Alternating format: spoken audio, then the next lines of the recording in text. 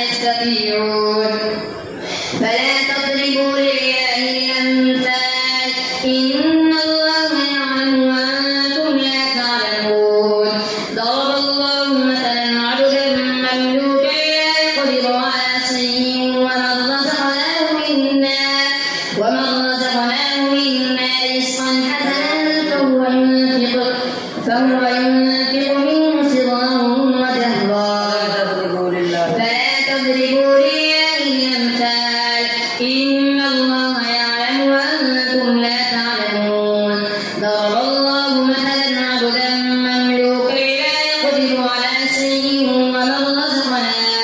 ومن رزقناه منا رزقا حسنا فهو ينفق منه سرا وجهرا هل يستوون الحمد لله بل أكثرهم لا يعلمون وضرب الله مثلا رجلين أحدهما أبكم لا يقدر على شيء وهو كل على مولاه أينما يوجهه لا يأتي بخير هل يستوي هو ومن يأمر بالعدل وهو على صراط مستقيم ولله غيب السماوات والأرض وما أمر الساعة إلا كلمح البصر وهو أقرب إن الله على كل شيء قدير والله أخرجكم من بطون أمهاتكم لا تعلمون شيئا وجعل لكم الأبصار والأفئدة والله أخرجكم من بطون أمهاتكم لا تعلمون شيئا وجعل لكم الأبصار والأفئدة وجعل لكم السمع والأبصار والأفئدة لعلكم تشكرون ألم يروا إلى الطير مسخرات في جو السماء ما يمسكهن إلا الله إن في ذلك لآيات لقوم يؤمنون والله جعل لكم من بيوتكم سكنا وجعل لكم من جلود الأنعام بيوتا تستخفونها يوم ظعنكم ويوم إقامتكم ومن أصفافها وأوبارها وأشعارها أثاثا ومتاعا إلى حين والله جعل لكم مما خلق ظلالا وجعل لكم من الجبال أكنانا وجعل لكم سرابيل تقيكم الحر وسرابيل تقيكم بأسكم كذلك يتم نعمته عليكم لعلكم تسلمون فإن تولوا فإنما عليك البلاغ المبين يعرفون نعمة الله ثم ينكرونها وأكثرهم الكافرون ويوم نبعث من كل أمة شهيدا ثم لا يؤذن للذين كفروا ولا هم يستعتبون وإذا رأى الذين ظلموا العذاب فلا يخفف عنهم ولا هم ينظرون وإذا رأى الذين أشركوا شركاءهم قالوا ربنا هؤلاء شركاؤنا الذين كنا ندعو من دونك فألقوا إليهم القول إنكم لكاذبون وألقوا إلى الله يومئذ السلام وضل عنهم ما كانوا يفترون الذين كفروا وصدوا عن سبيل الله زدناهم عذابا فوق العذاب بما كانوا يفسدون ويوم نبعث في كل أمة شهيدا عليهم من أنفسهم وجئنا بك شهيدا على هؤلاء ونزلنا عليك الكتاب تبيانا لكل شيء وهدى ورحمة وبشرى للمسلمين الله أكبر سمع الله لمن حمده الله أكبر الله أكبر الله أكبر الله أكبر الحمد لله رب العالمين الرحمن الرحيم مالك يوم الدين إياك نعبد وإياك نستعين اهدنا الصراط المستقيم صراط الذين أنعمت عليهم غير غير المغضوب عليهم ولا الضالين. إن الله يأمر بالعدل والإحسان وإيتاء ذي القربى وينهى عن الفحشاء والمنكر والبغي يعظكم لعلكم تذكرون. وأوفوا بعهد الله إذا عاهدتم ولا تنقضوا الأيمان بعد توكيدها وقد جعلتم الله عليكم كفيلا. إن الله يعلم ما تفعلون. ولا تكونوا كالذين خلت غزلها من بعد قوة أنكاثا تتخذون أيمانكم دخلا بينكم أن تكون أمة هي أربى من أمة إنما يبلوكم الله به وليبينن لكم يوم القيامة ما كنتم فيه تختلفون. ولو شاء الله لجعلكم أمة واحدة ولكن يضل من يشاء ويهدي من يشاء ولتسألن عما كنتم تعلمون. ولا تتخذوا أيمانكم دخلا بينكم فتزل قدم بعد ثبوتها وتذوقوا السوء بما صددتم عن سبيل الله ولكم عذاب عظيم.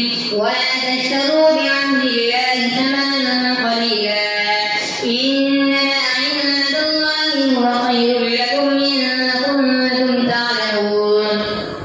ما عندكم ينفد وما عند الله باق ولنجزين الذين صبروا أجرهم بأحسن ما كانوا يعملون. من عمل صالحا من ذكر أو أنثى وهو مؤمن فلنحيينه حياة طيبة ولنجزينهم أجرهم بأحسن ما كانوا يعملون. فإذا قرأت القرآن فاستعذ بالله من الشيطان الرجيم إنه ليس له سلطان على الذين آمنوا وعلى ربهم يتوكلون.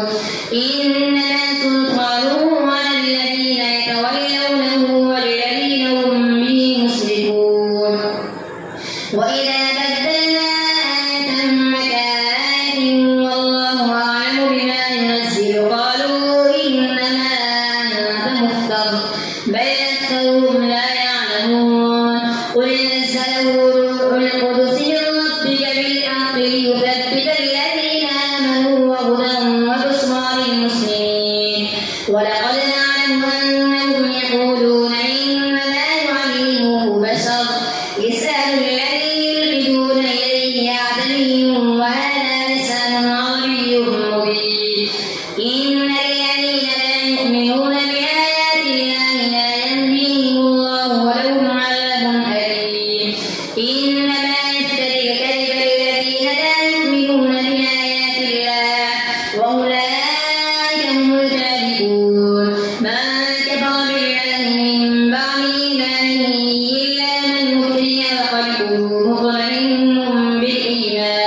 مطمئن بالإيمان ولكن من شرح بالكفر صدرا فعليهم غضب من الله ولهم عذاب عظيم. ذلك بأنهم استحبوا الحياة الدنيا على الآخرة وأن الله لا يهدي القوم الكافرين.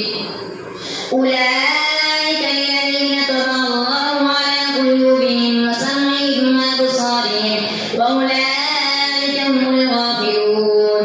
لا جرم أنهم في الآخرة هم الخاسرون. ثم إن ربك للذين هاجروا من بعد ما فتنوا ثم جاهدوا وصبروا إن ربك من بعدها لغفور رحيم.